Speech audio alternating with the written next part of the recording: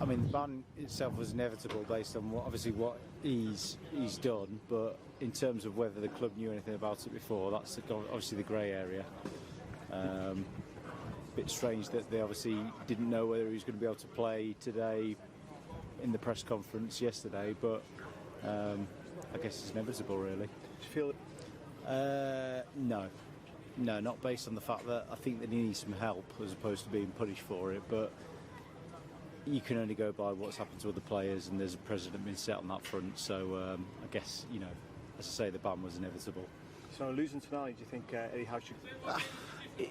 It depends. We don't know the facts, do we, as to when it was established as to whether he'd been betting or not, so it's difficult to say without the facts, being honest.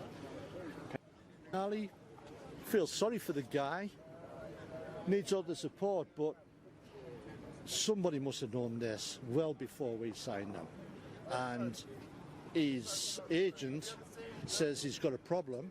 Surely when he signed, there's an obligation to say what the problem is. So annoyed that way, that would be missing for 10 months, but it is what it is. So do you think there's some obligation on Milan's part? Oh, I certainly do. Yeah, I mean, who's going to pay his wages? Presumably, I don't know, 150 grand a week or whatever for 10 months? Give me some of that, please. And do you think the punishment and Ivan Toney are sending a message, strong enough message to the players? I would hope so, but what I have to say is, I mean, we had fun 88 or whatever it was in Chinese, and all the gambling, what goes on, and on the shirts and everything. They pulled it for cigarettes a long time ago. Why not for betting? It sends the wrong message. It's contradictory, hypocritical. So losing Tonali for 10 months, do you think Eddie Howe should go into the... And he can come back a stronger player. Do you think there's some responsibility on Milan's part? Yes, 100%.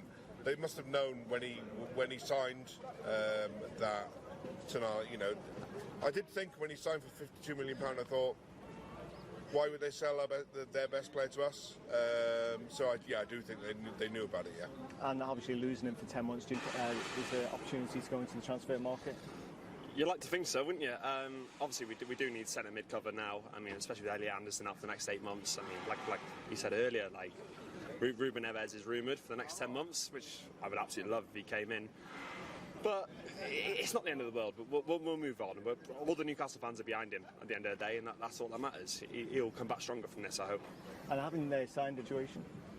Possibly. I mean, at the end of the day, we don't know, do we? I'd like to blame Milan, and obviously I don't want to put any blame on Newcastle at this point, but possibly, yeah.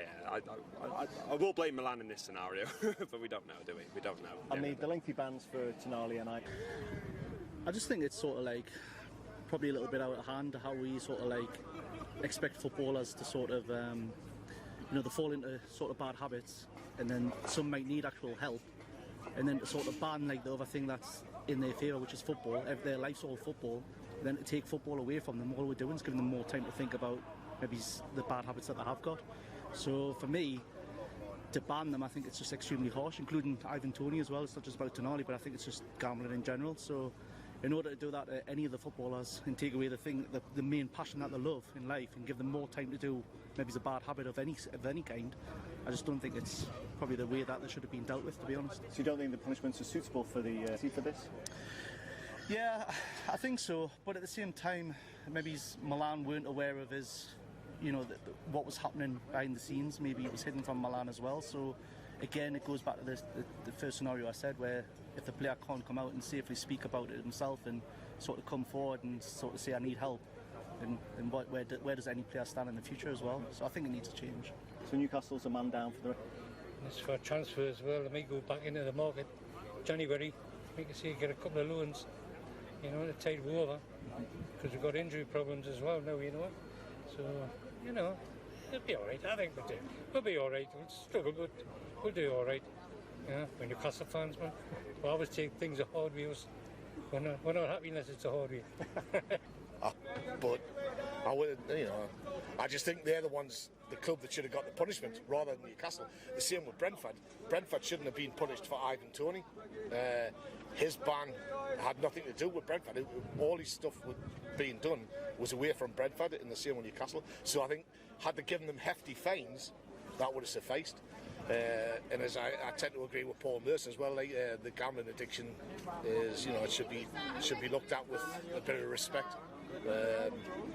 So I think they're a bit unlucky. Also, I think the ban, it goes to the 27th of August next season, and I think it should have, even though it's 10 months, it should have stopped at the close season, so he could be allowed to play from the beginning of the season. I'm not sure when next season actually starts, mate. But I know the 27th of August is the first date he can play. But he should have really been just done for the rest of this season, and then allowed the summer and the rest of it to compete. And I don't think it should have been a worldwide ban either. So I think they could have farmed him out to possibly Saudi Arabia. I mean, I know that's controversial, but they could have farmed him out there for a couple of months to keep him playing football. And just unlucky. Will the Newcastle fans